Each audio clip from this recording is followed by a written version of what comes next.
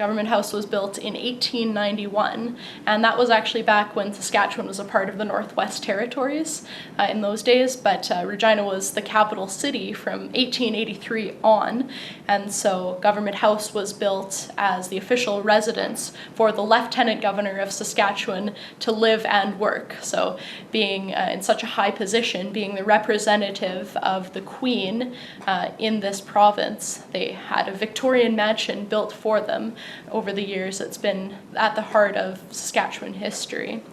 In 1945, after the end of the Second World War, the Saskatchewan economy wasn't doing well at all. Many people were unemployed. Many people, were hungry, and it seemed so hypocritical to continue paying for this luxury through our tax dollars. And so they vacated the house. So all of the original artifacts and furniture were sold off at an auction in 1945.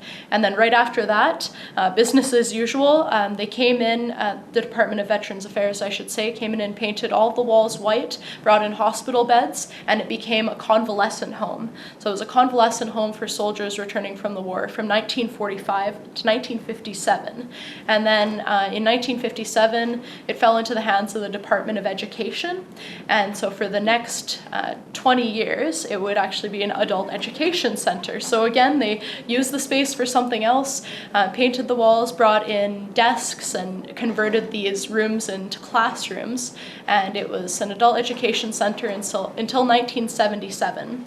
So it was sort of at that point, sort of the turning point, when we didn't know what was going to happen to this place. Many people wanted the building to be bulldozed. They believed it was in disrepair, and there was no point to, keep it going. And then the majority of people actually believed that it was worth keeping around, considering being the oldest house in Regina. It was a pretty important part of our history.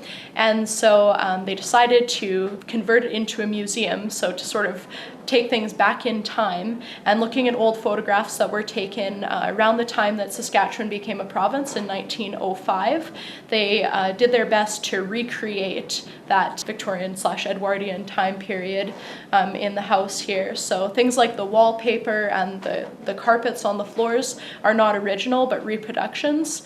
And much of the antique furniture does come from the time period and is more than 100 years old, although it's not necessarily original to the house. But yes, Government House was opened and officially became a museum in 1980. So it was kind of a great turnaround from what could have happened to it. It would have been a shame to lose this historical gem, I should say.